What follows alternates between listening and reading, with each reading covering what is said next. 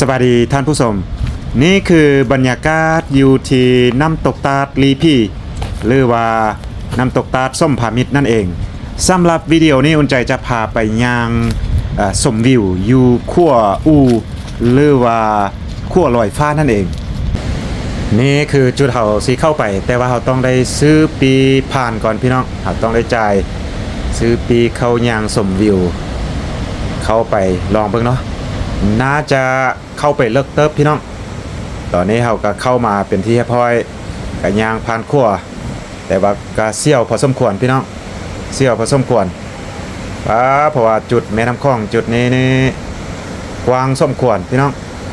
กว้างแล้วก็มีน้ำตกที่ว่าไล่เลยเลี้ยวไปทางได้ครับจะเป็นหินเป็นจุดที่ว่าน้ำตกทางนั้นแต่ว่าช่วงนี้น้ำจะบ่ใหญ่ปานได้ถ้าช่วงน้ำใหญ่นี่โอ้ยพี่น้องน่าจะเสี่ยวเนาะ เขาจะย่างไปเรื่อยๆพี่น้องย่างไปจนสุดขั้วตัวนี้เบิ่งจุดนี้น้ำไหลแห้งๆพี่น้องน้ำไหลแห้งเสี่ยวเนาะ เสี่ยวเบิ่งลูกค้าของอุ่นใจกัน ย่างจนได้จับเห่าไปพี่น้องฝั่งนี้น้ำลงมาแห้งเลยอยู่สูงพี่เบิงคือบ่แห้งแต่ว่ามาเบิงแท้ๆเราน้ำแห้งพี่น้องขนาดสวงโลได้นี่ถ้าเป็นสวงฝนเนาะสวงนี้มันเป็นสวงแรงน้ำแห้ง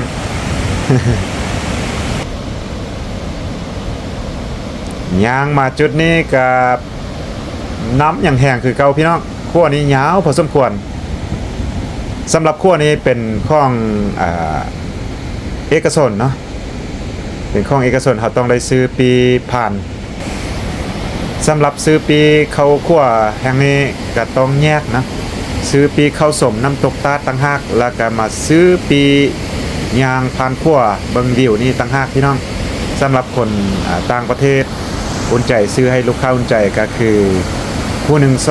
250,000 กิบแต่ว่าอุ่นใจเป็นไกด์นำเที่ยวนะบ่ได้จ่ายพี่น้องลืมถามว่าคนลาวเท่าไหร่ อันนี้เฉพาะคนต่างประเทศเนาะ250,000 กิบคนลาวก็น่าจะประมาณครึ่งค่าของคนต่างประเทศทั้งแหละพี่น้องปกติอยู่ทั่วไปก็ครึ่งค่าหรือว่าประมาณ 30-40% ของราคานักท่องเที่ยวต่างประเทศย่างไปเรื่อยๆพี่น้องตอนนี้เฮาย่างไปเรื่อยๆไปจนสุดเนาะว่าเป็นอะไรยาวเลยขั้วนี้แต่ว่าความปลอดภัยนี่ถือว่าสูงสุดละนะความปลอดภัยสูงสุดพี่น้องเพิ่นจะมีห่าวกันอย่างดีแต่ว่าเวลาจับกล้องจับโทรศัพท์นี้ต้องได้ระวังหน่อยหนึ่งเพราะว่าไต่ไล่คนเนาะแต่ยังเข้ามาไล่คนพร้อมกันนี่ขั้วอาจจะแกว่งหน่อยหนึ่งเนาะเวลาขั้วแกว่งนี่มันจะบ่เที่ยงมันจะบาลานซ์ไปได้พี่น้องตอนนี้ยางมาเรื่อย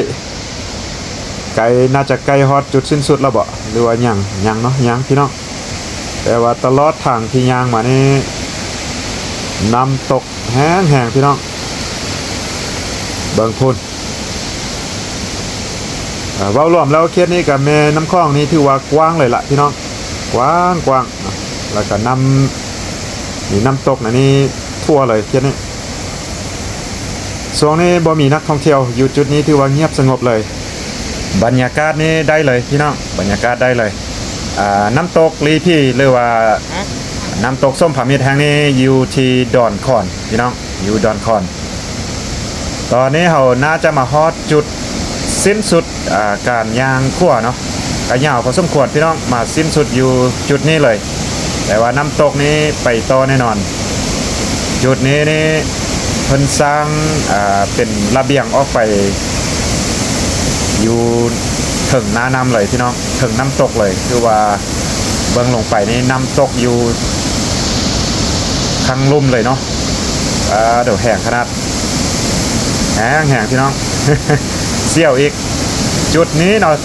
ที่ว่าอุ่นใจเคยเห็นเพิ่นถ่ายช่วงฤดูฝนโดยเฉพาะช่วงน้ำแห้งเนาะพี่น้องเป็นตาเสี่ยวน้ำไหลบักแห้งก็คืออุ่นใจว่าถ้าเป็นช่วงฤดูฝนนี้น้ำจะขึ้นสูงแล้วก็แห้งแล้วก็จะมี ละอองน้ำทรงขึ้นมานี่โอ้ยพี่น้องเป็นตาเซี่ยว โถน้ำนี่ออกมาทุกแจทุกมุมทุกซอกทุกมุมเบิ่งคุณก็เป็นน้ำตกลงมาแล้วก็เป็นหินอยู่ทั่วเลยโถพี่น้องถือว่า Amazing เลยเนาะ Amazing เลยเมื่อวานนี้อุ่นใจไปคอนพระเพ่งเขายังว่าได้อยู่ไก่เบิงอันนี้เขามาอยู่แบบติดเลยพี่น้องอยู่ใกล้ๆจอๆกับน้ำตกเลยถือว่าสุดยอดเนาะสุดยอดแต่ก็คือเขาต้องได้จ่ายค่าเข้ามาจุดนี้มันไม่ได้รวมกับอยู่ปีเข้าสมน้ำตกเนาะสถานที่ต้องได้ซื้อแยกต่างหากพี่น้องแต่ก็คุ้มค่านะผู้ได้มักความเสี่ยวความตื่นเต้นมาได้เนาะจุดนี้งามเพราะว่าพวกแห่งนี้เพิ่นกระสร้างขึ้นมาอุ่นใจมาก่อนหน้านี้บ่มีเนาะน่าจะเปิดประมาณปีกายนี่บ่กระเปิดใหม่แล้วก็จะมีสลิงเนาะสามารถขี่สลิงขี่ซิปไลน์เนาะเดี๋ยวครับอุ่นใจจะทายจากนี้จนไปฮอดจุดเริ่มต้นไปเบิ่งนำกันพี่น้องโอเคตอนนี้เรากำลังย่างกับวาซิแลนเป็นปลายเพิ่นห้ามแลนอุ่นใจย่างไว้เอาบ่แลนพี่น้อง เพราะว่าแลนนี่มันอันตรายเนาะจะเฮ็ดให้ขั้วแกวงแห้งแล้วก็ยานสิล่มหรือว่าจับกองจับย่างกับยานมันสิตกเนาะสิหล่นฉะนั้นย่างไว้เอาพี่น้องย่างไปจนสุดเส้นทางที่เราเริ่มย่างไปเบิ่งก็ประมาณนี้พี่น้องอุ่นใจย่างไว้เอาบรรยากาศได้เลยแต่ว่าอุ่นใจยักกลับมาช่วงนี้น้ำไหลช่วงฤดูฝนที่ว่าน้ำสูงสุดครับน่าจะตื่นเต้นดีมีไล่ขั้วนะต่อเสื่อมกันไปยาวเลยพี่น้องยาวเลย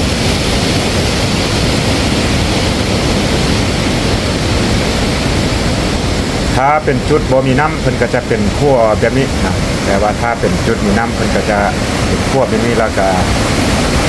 ซ่องทางก็จะมีการป้องกันแบบนี้เลยมีข่าวเป็นตารางป้องกันอย่างสูงเลยนะกายหัวคือว่าความปลอดภัยสูงสุด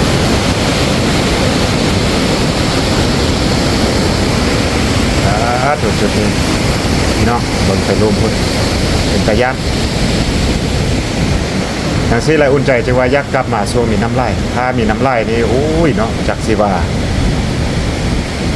อลังการงานสร้างและการความเสี่ยวความตื่นเต้นนี่น่าจะอยู่นี่แหละยางคามน้ำคลองอยู่จุดน้ำตกสุดยอดแต่ว่าก็ยังบ่ได้ข้ามไปอีกฝั่งของแม่น้ำคลองเถอะอันนี้จะเป็นอยู่เขตดอนน้ำคลองเขตนี้ยาวกว้างพี่น้องกว้างจุดที่ว่ากว้างสุดของเขต4,000 ดอนนี่น่าจะเกินตามอุ่นใจได้ข้อมูลน่าจะเกิน7 กิโลเมตรนะความกว้างนะแล้วก็มีเกาะมีดอนหลายเป็นพันๆดังนั้นเพิ่นจึงเอิ้นว่า 4,000 ดอน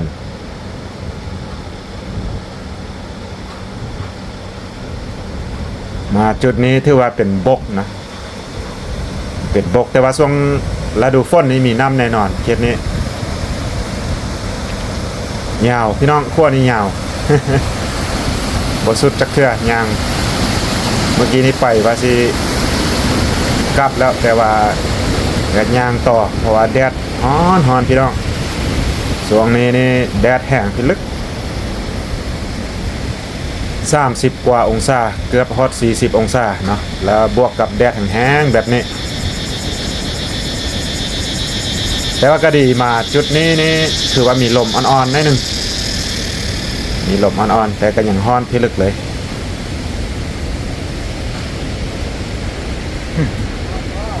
ฮอนไปก่อนก็มีคนยามอยู่2-3 จุดคือจุดเมื่อกี้นี่แล้วก็จุดที่ว่าเขาไปสุดขั้วนี่มี2 จุด ที่ว่าเพิ่นยามเบิ่งความปลอดภัยพี่น้อง